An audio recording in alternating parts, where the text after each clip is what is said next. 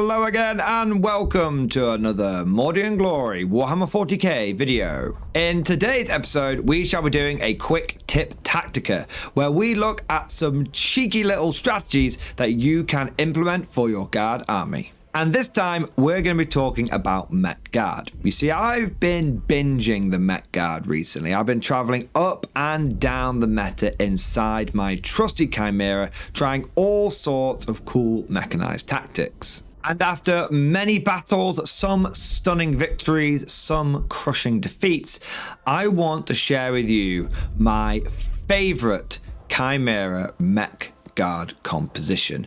This is my go-to. This is something I think you can do if you're going pure Met Guard or if you're a hybrid guard player looking to add a little bit more spice into your competitive list. And this sneaky little stratagem is what I like to call the Scout-mira. The concept is simple, the execution is really straightforward, and yet the impact this has had on my games has been immense. Since I started using Scout-miras, I have found that my mobility and my maneuverability have gone through the roof from the very beginning of the game. Well, how does all of this work? What is the Scout-mira? You're hyping up Morgan, and yet you've not given us any hard details. Don't worry, dear viewers, let's get into the nitty-gritty right now. Attention, guardsmen! The Commissariat has detected you have not yet liked this video. Do so immediately, or else you will face the Emperor's wrath. And anyone who has not yet subscribed to the channel will be transferred to the penal battalions. That is all. Move out! Basically, you want to get a Chimera and start scout moving it. Now, as per its data sheet, the Chimera can't do this natively, but if you read the Scout's ability, you'll see there is a way to make this happen. Some units have the Scout's X listed in their abilities. As every model in a unit has this ability, then at the start of the first battle round, before the first turn begins, it can make a normal move of up to X as if it were your movement phase. As can any dedicated transport model, such a unit starts the battle embarked within. This means that all you need to do is find some kind of infantry unit that can go in a Chimera that also has scout, and suddenly that Chimera can scout forward. And there are two good picks for this, two top contenders. The first one is everyone's favorite Cadian elite, the Kazakin. What's funny about Kazakin is at the beginning of 10th they were derided because they just weren't the same as they were in 9th edition. But as 10th has marched on, we have seen Kazakin get the recognition that they truly deserve, and this is another feather in their cap. Kazakin in a Chimera give you a fast moving, punchy unit that can deliver dedicated firepower to wherever you need it. You have the 6-inch scout move combined with the 10-inch move of the Chimera, and then you have the firing deck. Kazakin come with all sorts of special weapons. You can have plasma guns, you can have melter guns, you can have hotshot volley guns, grenade launchers, you name it, it can have it. This can allow you to tailor a Chimera to have whatever loadout it needs to handle the situation it finds itself in. Are you getting swarmed by a whole bunch of little tyranid bugs? Maybe you've got a Kazakin squad with volley guns and plasma guns. Well, that's okay. We'll have two guys from the Kazakin squad with the volley guns poke out at the top and start hosing down those bugs, supporting the Chimera's already substantial anti-infantry capabilities. Maybe you come across something that's a little bit more elite, maybe some Terminators. Well, have two Kazakin with plasma guns stick out of that firing deck, and you're giving the Chimera an ability to handle a target it normally would have no business going after. And if you come across some enemy vehicles, even though they're not ideal for it, vehicles still don't want to get hit by a pair of melter guns hitting out of the top. Of course, that depends on what loadout you've gone for the Kazakin, but if you've got either volley guns and plasma or plasma and melter, the point is that you can select two Kazakin to shoot out the top, and they're going to be able to supplement and enhance the Chimera's job. However, I am going to have to pull a bit of an M. Night Shyamalan twist on you guys, because this is not my favorite way of running the Scout-mira. I have a few issues with it. Firstly, it's expensive. 100 points for the Kazakin, 70 points for the Chimera. You're looking at something that is Lehman Russ tank territory. And Lehman Russes may not have maneuverability, but they've got the range and they're bringing more firepower. There's also the fact that the Kazakin can't use all of their abilities whilst they're in the Chimera. Specifically, they can't use Warrior Elite, because technically they're not on the table. They're in the nether zone, that is the dedicated transport's internal pocket dimension. They're not using Warrior Elite. And unlike Voice of Command, if a unit of Kazakin disembark from a Chimera, they can't use Warrior Elite due to the vagaries of how that rule is written. You're also not getting maximum use out of the Kazakin's weapons. You're only able to fire 2 of them out of the top. And Kazakin are kind of maneuverable enough without it. They can order themselves to move, and go 9 inches. Well, a scout move plus 9 inches is 15 inches. A scout move in a Chimera going 10 inches is 16 inches. Yes, the Chimera gets 1 extra inch, but you're paying 70 points for that.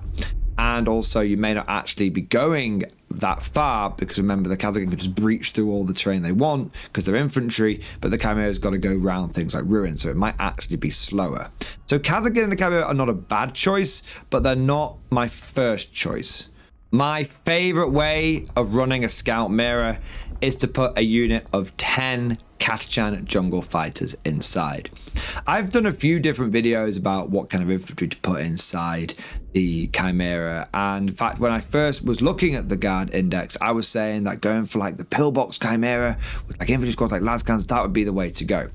That's all right, but after much playtesting, I can say that my favorite thing to put inside a Chimera is Catachan jungle fighters by far. And the simple reason is they're cheap and they're highly effective at controlling objective. You take 10 Catachan jungle fighters and put them inside a Chimera, that is only going to cost you 125 points. That is not threatening anyone else's jurisdiction. We're not stepping on the toes of anything like the Lehman Russ or other damage dealers. And it's also actually cheaper than running like a big unit of like 20 Catachans with like an officer leading them like Strachan. So it's very cheap, allows you to use Scout, and keeps what is normally a very fragile unit safe. On top of this, you're not losing out on any special weapons because the Catachans just come with 2 flamers. And the firing deck for Chimera is 2, and so actually you're just perfectly making use of that firing deck.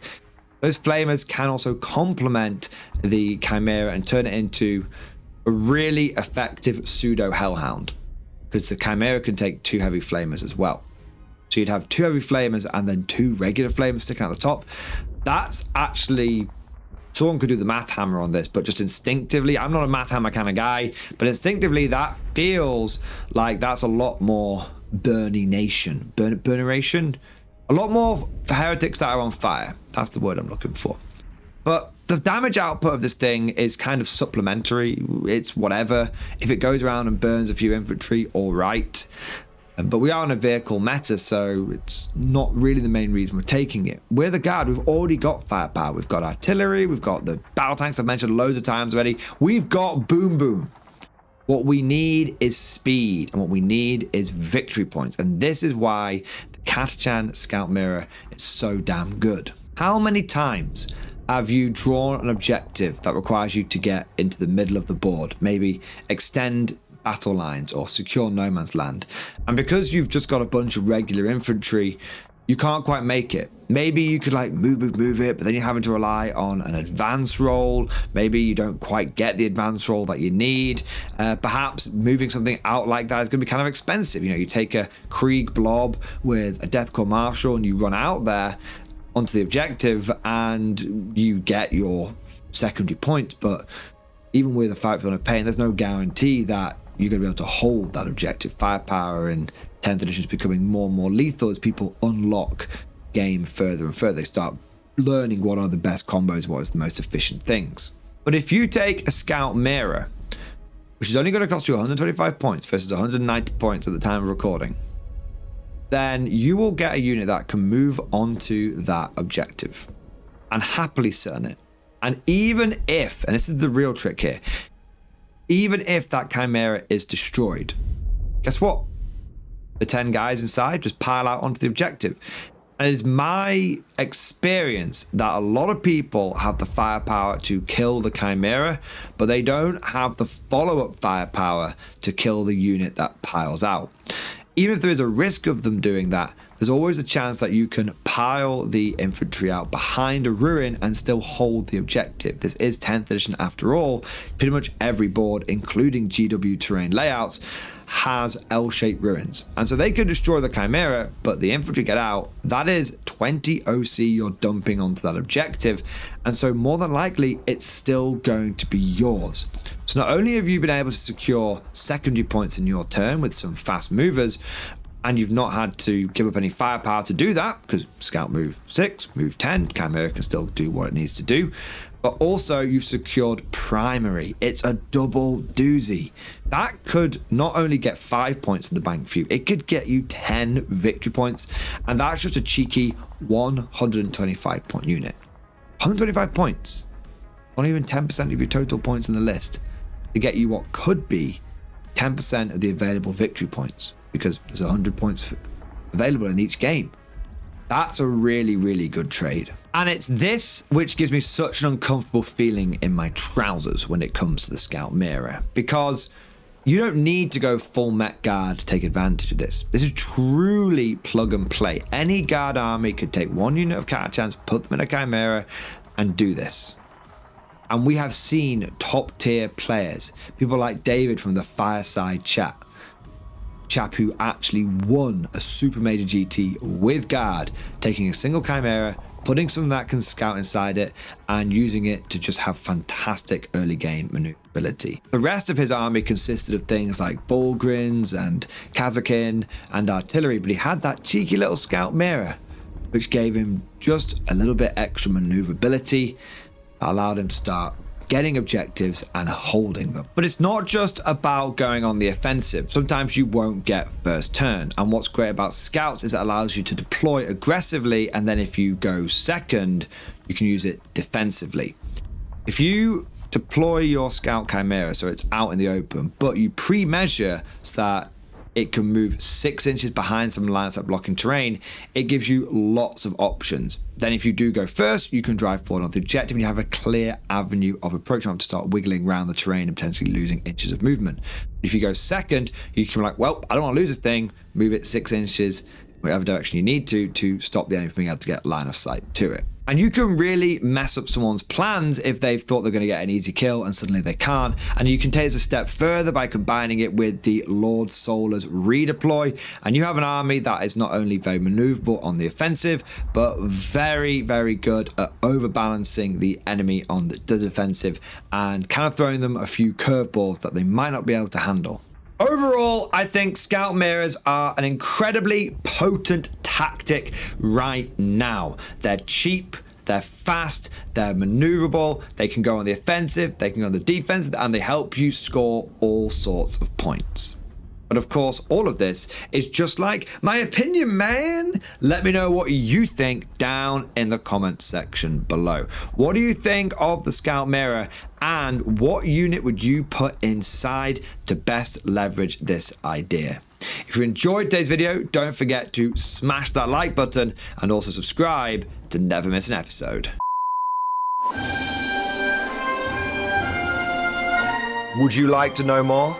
If so, then please consider becoming a channel member or patron. By supporting the channel, not only will you be doing your part, but you'll also be helping me create more content for your viewing pleasure and unlocking a whole host of perks. You get everything from a badge next to your name, custom emojis, but the big one is access to the Mordian Glory Discord server, an online community with almost 2,500 active members. It's always popping off in the MG Discord. We've got channels for army lists, hobbying, tactics, stories, and even a pretty spicy meme section as well. For all you greenhorns that wanted to see the Mordian glory hole, today is your lucky day.